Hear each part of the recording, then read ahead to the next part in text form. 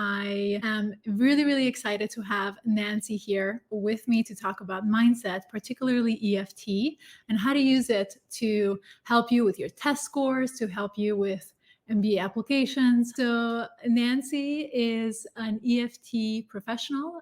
She's been doing this for a number of years. Nancy is a Harvard Law trained lawyer, attorney, and has been for 17 years therapist that has supported many individuals along the process of mindsets. EFT stands for Emotional Freedom Techniques.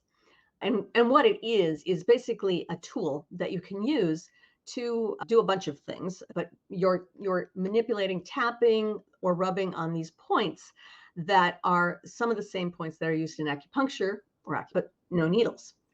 And what it does, it downregulates the amygdala. So in effect, it's sending a message of safety and calm to the mid part of your brain. And so it is really can be useful for those stressful moments when your thinking brains shuts down. And so when you're tapping, you release that stress. So it can be really great for those moments in an application to get into any program, but especially, the MBA one, which is so stressful.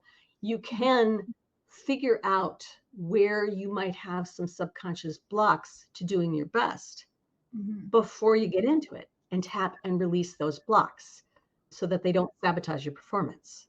As we grow older, we realize that there's many different past experiences that have, shaped us, influenced us, have been trigger marks or have left trigger marks. And particularly for the audience that we have here, how are we supposed to discern what can we do fast? Because applications are due in September, right? How do we discern what are some of the blocks and ways that we can decide which one is the priority over another?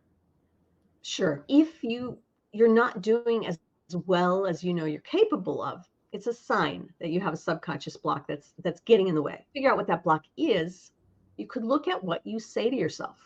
What are those nasty things you say to yourself? It could be something like, I'll never get into Stanford or Wharton, or who do I think I am to even apply? Things like that can be, I'm thinking of specific ones to the business school application, but it could also be more general, like, oh, I'm just not good enough. I'm not supposed to succeed. It could be like if you're going into an interview for that, like, oh, if I speak up, I'll be criticized. That might get triggered, even though consciously you know that you have to speak up. It's an essential piece of what you're doing and what they're looking for. So another way you might want to use to call up a block is to think about getting into the program that's your number one pick.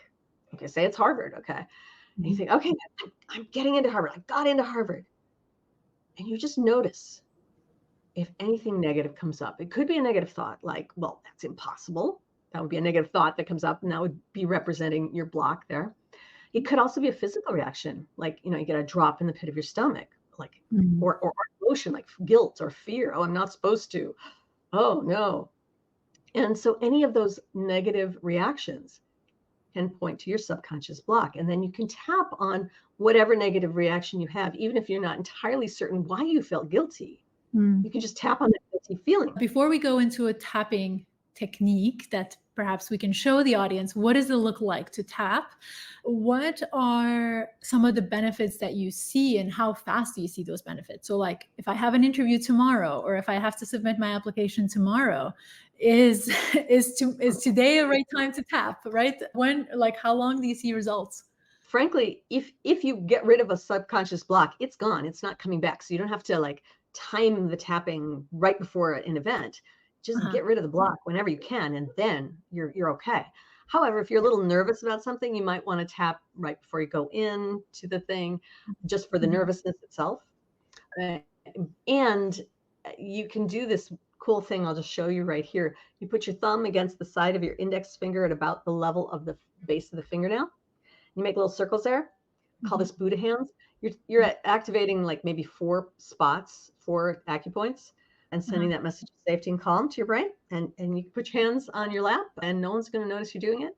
And you're actually getting the benefit right there in the middle of something. So Buddha hands is something that we're going to practice in the future. Awesome. All right. So Let's do a tapping. Is that okay? Exercise? Absolutely. Awesome. Okay. So first of all, let me teach you the tapping points. So Susan, tap along with me. So Yes. you're going to want to take two fingers and tap on the side of your hand under the little finger between the knuckle and the wrist, right there on that fleshy part.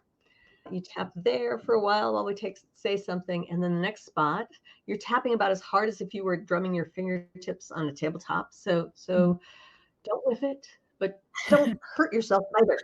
It's just solid. Okay. We're And trying to that's get the same. better. Yeah, it's the pressure you're going to want to use on all the points. So right where one of your eyebrows starts, Mhm, the side of your eye, mhm. under your eye, between your nose and your lip, on that line on your chin. So don't try to make a dimple here, just right under your lip. The rest of the points you could do with two fingers, but it can be hard to find the spots. So let's do it the easy way. Make a fist, and with the flat part of your knuckles, go where a man would knot his tie. Take all four fingers, go about 4 inches down from your armpit on your side. Like that? And the last one is right on the top of your head. Yeah. Now, everybody keep tapping while I'm talking, because you're going to want to remember these spots. And the more you do it, the easier it is to remember them. This time, what I'm going to do is walk you through the process of seeing yourself take the exam.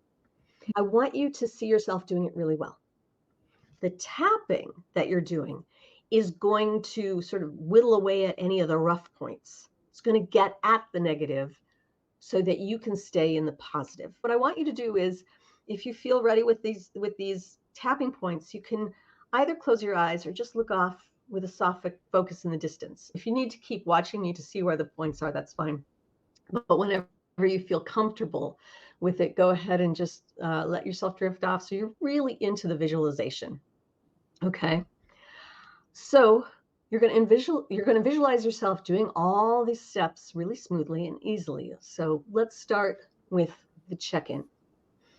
So let's say you walk into a building, if you're not doing it at home, and maybe you have to get in line to have them check you off on their list. And you show them your ID and you sign the papers they give you, Mhm. and you put everything you've got into a locker because you can't take anything in with you, right? Yeah. And then you walk into that testing room. You find a seat. Maybe you hang your jacket on the back of your chair. You notice some other people coming in, taking their spots. Maybe you recognize a few, most of them you don't know. But you see the person go up to the front of the room and they talk through the rules. No talking to anyone about the exam, no using your phone, keep your own eyes on your own computer. You cannot check any notes or study materials at any time, including at the break, whatever. They're telling you all these rules. Mhm. And then you're signing in to the computer to get ready to start. And then comes the message, begin. Take a good breath and you start reading that first question. And you focus on it and you go through the different questions, and some are going to be easy. Some are going to take you a while to figure out the answer. And some you're going to have no idea at all, so you just guess. That's the way it is with standardized tests. I Yep. don't know if you do any essays, but if you do that, you can gather your thoughts and see the basic format of what you want to say. And then you get in there and you write. And as you're taking this test, you're checking the time periodically. How am I doing? Am I on track? And you keep going until there's going to be a break, that's called. Go to the bathroom, get some water, take some deep breaths. And then it's back and you start again with some more questions. And you don't know how to answer all of those questions, but that's okay. You know that that's just normal. You do your best, and you know a lot of it.